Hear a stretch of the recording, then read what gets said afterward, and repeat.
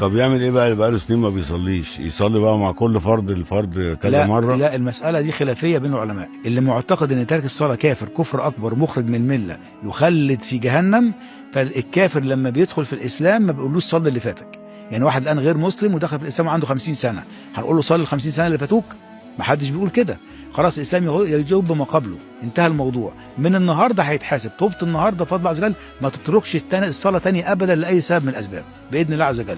وان شاء الله اللي فات باذن الله عز وجل انتهى. مش بس كده، الا من تاب وامن وعمل عملا صالحا فاولئك يبدل الله سيئاتهم حسنات، هياخد مكان السيئات دي كلها حسنات باذن الله. وعلماء تانيين شايفين ان ترك الصلاه مش كافر كفر اكبر، كافر كفر اصغر. خلاص، فهو ما يخرجش من المله لكنه مؤمن بس كافر، قصدي عاصي، مسلم بس عاصي. فالمسلم العاصي ده عليه الصلاه كلها اللي فاتت يصليها، فيقول بقى صلي مع كل صلاه، مع كل فرض، او مع كل فرض فردين، او مع كل فرض 20 او 50 او 15 على قد ما تقدر.